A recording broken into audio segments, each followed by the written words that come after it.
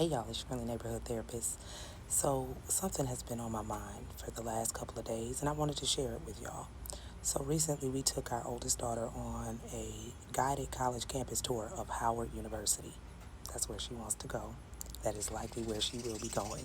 We are very proud of her. But on any note, the tour guide, at the end of the tour, she did something called her why. They do this at the end of every tour. Whoever the tour guide is, they give their why, which is why did they choose to go to Howard University or whatever university it is. And in the midst of that, she gave a common saying: go where you are celebrated and not tolerated. Another way of saying it: go where you are appreciated and not tolerated. And we hear that often when it comes to kids getting ready to go to college, or even when it comes to businesses. Like, a lot of times black folks here support the businesses that celebrate and appreciate you, and not the ones that just tolerate you because they want your money, as a way of saying support black businesses and things like that. However, I thought more in depth about the saying. That saying applies to relationships, not just romantic ones either. I'm talking friendships, family relationships, whatever. Be in relationship with those who celebrate and appreciate you versus just tolerate you. I don't think people realize the mental toll it takes on someone when they realize, I am just tolerated. That's it. Like, I'm tolerated. Or you are here because it is an obligation. Or you are here because you are supposed to be. Or you feel like you have to be. Now, that being said, I also this week saw something that fit well with this, that adds to it. So Meg Thee Stallion and Klay Thompson have officially come out as a couple. They are together. I'm happy for her. And I also don't like this dialogue surrounding it, saying that she upgraded and she did well, and all, like, he didn't do well. He did well too. Like, we tend to forget that Meg is a businesswoman. She does a lot for people. She has a nonprofit organization, all these things. Like, he did well too, but neither here nor there. They were at her gala for her nonprofit charity recently, and they were at a table. There was a clip floating around the internet right now, and they were at a table, and someone was performing, and Meg was enjoying herself, just singing along and everything. And in the comment section, people were like, time and place. She has no class. Like, why are you acting like this at this event? First of all, this is her event for her nonprofit organization. Like, can she be happy and joyful? But what it got me to thinking is, people often will make other people feel like they are doing too much, or they are too much, or they are not enough. So to add to the going where you are celebrated and appreciated, also go where you can be you. Be around those who allow you to be yourself and don't criticize you for it. Being authentically you is such a freeing thing. And when you are confined to a box, or when you are made to feel like you have to put on a persona, it is exhausting. It is exhausting. A lot of people wonder why they are so exhausted. It's not always from work or school or because you got a lot going on. It's because you got a lot going on and you are not able to be you in those spaces. It's tiring wearing a mask all the time in order to make everyone else comfortable with you.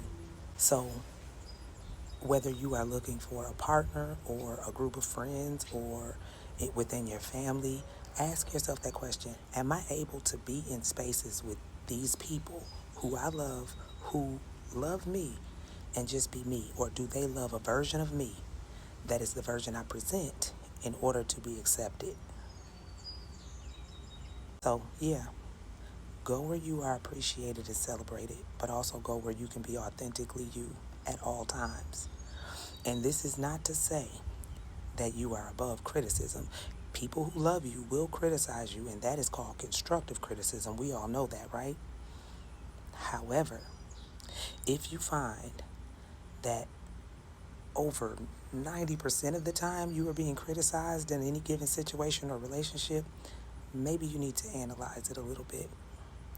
If you feel like everything I do is wrong, like nothing I do is good enough, then you might want to ask yourself, am I able to be me? Because if everything I do is wrong and that's what's natural to me, then I'm not able to be me. And then, in addition to being your authentic self, another thing that Meg said, and that Tiana Taylor has also said, Sierra has said, so many women have said, not just celebrity women, but the idea and the concept of feeling safe with someone. In these particular cases, feeling safe with your partner. But this is across relationships too, friendships, familial relationships, whatever. Do I feel safe with you? And this goes beyond protection. I'm not just talking about safe from physical harm. We don't consider Maslow's hierarchy of needs enough here. On that hierarchy of needs, safety comes before love. Meaning, in order for me to even get to love, whether that's me loving you or me believing that you love me, I have to feel safe with you first.